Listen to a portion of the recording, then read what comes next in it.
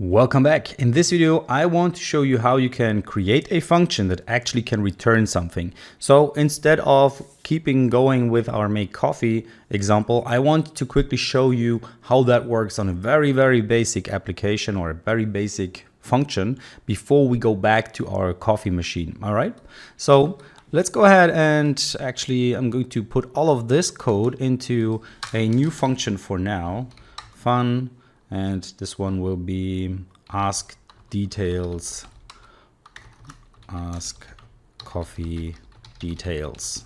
Okay, so I'm just going to put it in there. It's not going to do anything because this function is never going to be called. It's grayed out. You can see that it's never going to be called. So basically the make coffee function will also not be called. It is called inside of the function that is not called. So now we're not going to make coffee.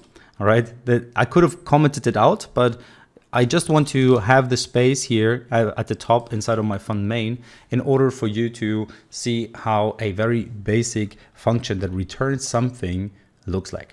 Okay, so the easiest example is really just using an adder. All right, so I'm gonna create a method called add, and that's basically already going to be it. It's going to have a num1 of type int and a num2 of type int as well. Okay, now I should call this one num1 and this one num2. All right, so what it's going to do is it's going to calculate and get it into a result. So this will be var or val result is num1 plus num2. That's it. That's what it's going to do. So how do we get the result out of this function?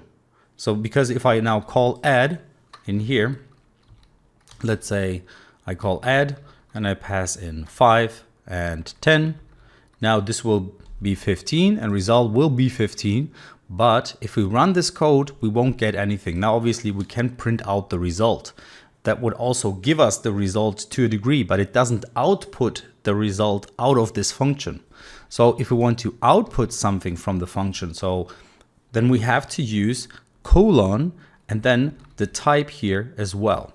So I can just go ahead and say the type that I'm going to pass you will be of type integer. Now you see I get a little error here. It says a return expression required in a function with a block body. So now that I have defined in here with this colon int that I want to return an int, or this function has to return an int, I actually need to use the return keyword. So there's this keyword called return. And now after return, we need to actually return something that is of the type that we have defined up here.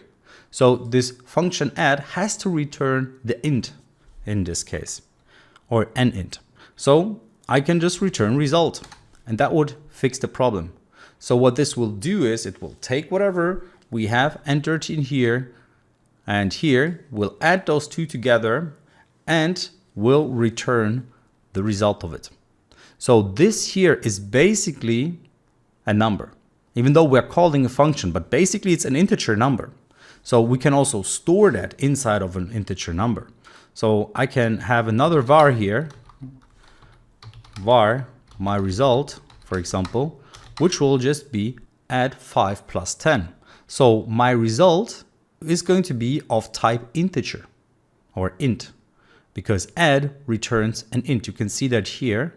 If you hover over a function, you can always see what it returns. You can see what the parameter types are. So you see num1 and num2 are the parameters with the type of int.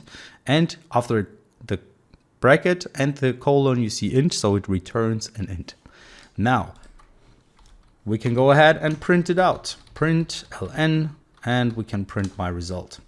So we're going to have the result of 50. Now it's again complaining I should use val. Yep, that's the thing. Let's rerun it. So it returns 15. So in the next video, we are going to add the functionality to actually ask for the user input before then running the calculation. So please do the exercise and then see you in the next video.